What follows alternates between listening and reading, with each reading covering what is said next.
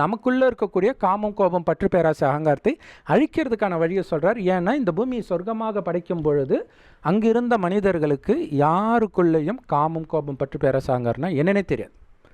அப்போ எப்படி குழந்தை பிறக்கும்? கணவனும் மனைவியும் நமக்கு ஒரு வாரிசு வேணும்னு நினைக்கும்போது மனைவி கர்ப்பம் அடைவாள். அதுதான் யோக பலத்தில் குழந்தை பிறக்கிறதுன்னு சொல்கிறது. பரிசுத்தமான ஆத்மாவின் எண்ணத்திற்கு அவ்வளோ பலம் இருக்கும்.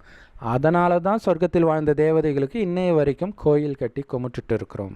அதனால தான் இப்போ காளியை வழிபடுற கலையரசன் அவர்கள் ஒரு சகோதரி கேட்கும் பொழுது, மனைவியோடு நீங்கள் இப்போ காமத்தில் இருக்கிறீங்களா, சேர்றீங்களா அப்படின்னு கேட்கும்போது சேர்ந்து தான் இருக்கிறேன் அப்படின்னு சொல்லிட்டார். அதுதான் பிரச்சனையாகுது. அப்போ யோசிச்சு பாருங்களா, காளியை வணங்குறவங்களே காமத்தில் விழக்கூடாதுன்னா